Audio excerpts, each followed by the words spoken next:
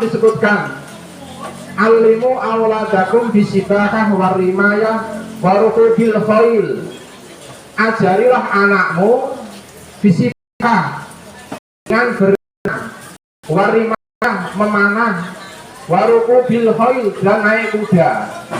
Ini artinya Nabi Muhammad SAW memerintahkan kepada kita untuk berolahraga. Pak, di dalam hadisnya kok nggak ada perintah untuk pingpong, Pak? Zaman Nabi Muhammad belum ada pingpong, belum ada bulu tangkis. Yang disebut di situ adalah berenang, memanah, dan nunggang kuda. Nggak ada nunggang motor, nggak ada nunggang mobil, nggak ada nunggang pesawat.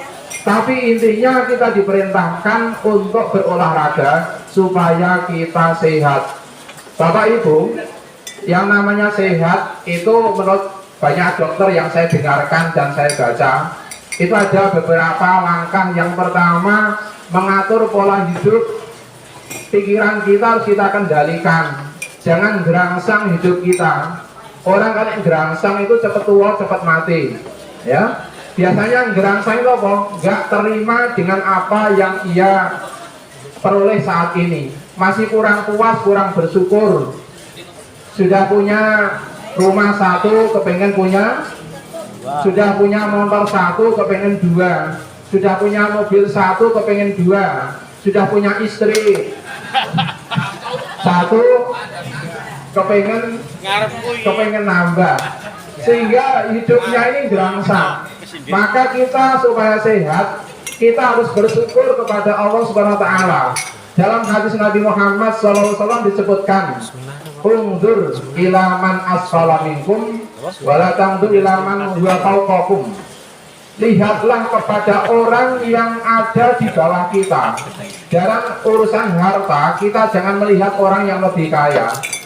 Kalau urusan harta, kalau kita melihat orang yang lebih kaya, maka hidup kita akan tertekan, Pak. Cepat tua, stres, dan cepat mati. Ya, lihatlah orang yang ada di bawah kita. Kalau kita punya sepeda motor, lihatlah orang yang hanya punya sepeda ontel. Kalau yang punya sepeda ontel, lihat orang yang tidak punya sepeda ontel. Yang hanya punya kaki, nggak punya sepeda, lihatlah orang yang tidak bisa jalan. Orang yang bisa jalan, lihatlah orang yang hanya bisa tidur di atas kasur, nggak bisa bergerak. Orang yang tidur di atas kasur nggak bisa bergerak, lihatlah saudaranya, temannya sudah meninggal dunia. Supaya syukur kita harus seperti itu. Itu yang pertama. Yang kedua adalah mengatur pola makan dan minum, kata dokter seperti itu. Nabi Muhammad SAW pernah bersabda, "Ma mala'a adamiyun wi'aan saron min batrin bihasabatni adama ukululatun." Tidak ada tempat yang lebih buruk daripada perut manusia yang dipenuhi dengan makanan. Jadi tempat yang paling jelek daripada tempat sampah itu adalah perut manusia yang selalu dipenuhi makanan. Kalau mangan kekenyangan, tidak pernah berhenti makan terus, itu lebih jelek daripada tempat-tempat yang lain. Dalam hadis Nabi itu disebutkan, cukuplah bagi manusia itu beberapa suap makanan yang penting bisa menegakkan tulang rusuknya. Kalau dengan beberapa suap makanan kok nggak kuat, maka perutnya dikapling jadi 3. Fatulusun lito amihi, yang sepertiga untuk makanan, fatulusun li sarobihi, yang sepertiga untuk minuman, watulusun li nafasihi, dan yang sepertiga lagi untuk bernafas. Kadang-kadang yang buka puasa karena semangatnya kan makanan, perutnya dipenuhi makanan, sudah penuh baru minum, setelah itu nggak bisa nafas, urusan belakang. Kemudian dia protes, loh katanya puasa itu menyehatkan, Pak. Loh saya puasa kok malah sakit. Ya, puasa itu menyehatkan, saya yakin. Tapi ada orang yang puasa tapi malah tambah sakit. Kenapa? Tidak terkendali, terutama ketika berbuka puasa. Akhirnya dia jatuh sakit. Nah ini yang sulit. Kita membiasakan makan kita bagi perut kita jadi 3, yang sepertiga untuk makanan, sepertiga untuk minuman, dan yang sepertiga lagi untuk bernafas. Ini ajaran Nabi Muhammad SAW.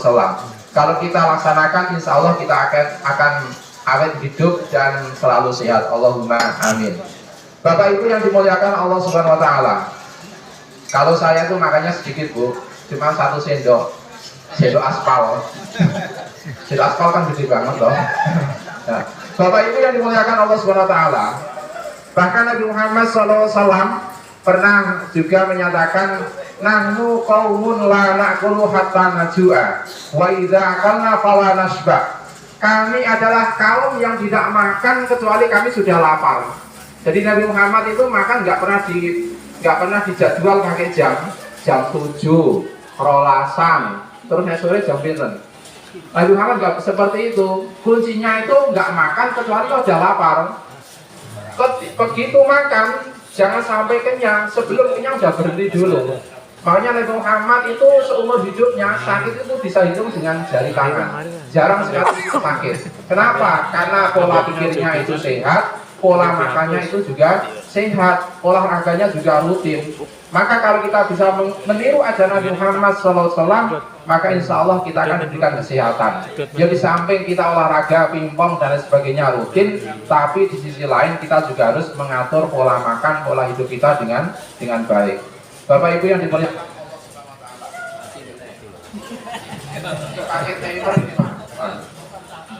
Roma Irama pernah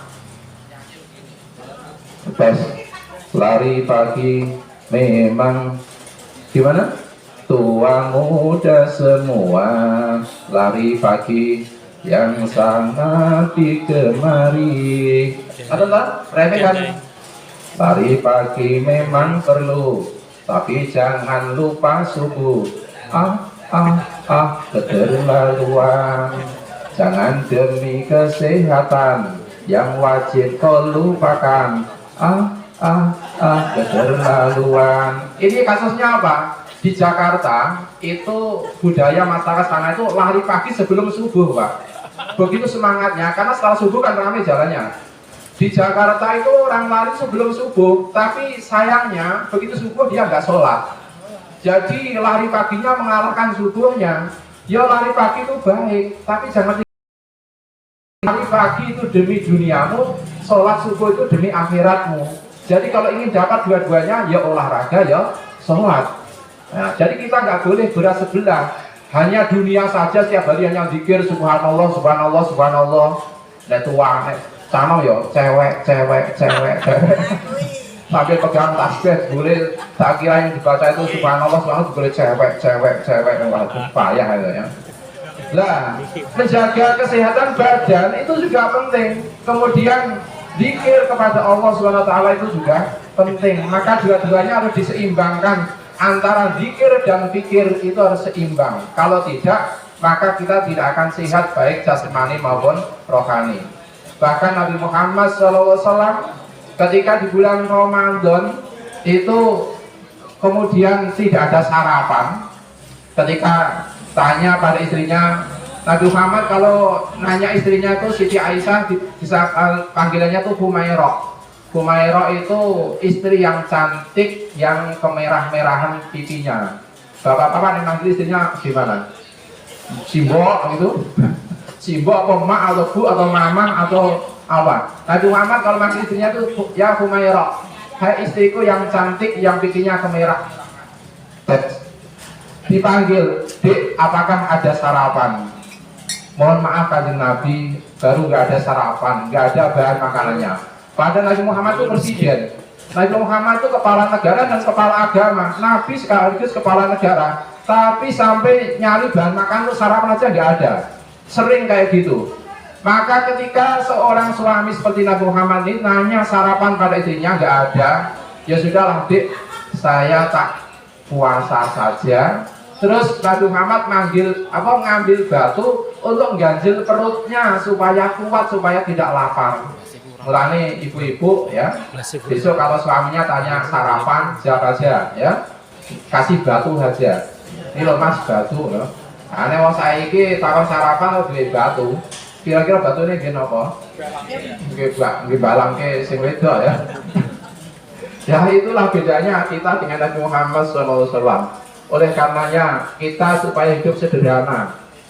Masih banyak orang yang kekurangan. Hidup sederhana itu insya Allah kita akan untung di dunia dan akhirat, tidak berlebih-lebihan. Kita hidup di dunia ini harus sesederhana mungkin, tidak boleh berlebih-lebihan. Kalau ada kelebihan bisa dibantukan kepada yang butuhkan. Dan kita doakan semoga saudara-saudara kita yang ada di Timur Tengah sekarang yang sedang mengalami perang dahsyat seperti itu, semoga diberikan kekuatan oleh Allah SWT, diberikan pertolongan dan diberikan kemenangan. Allahumma amin.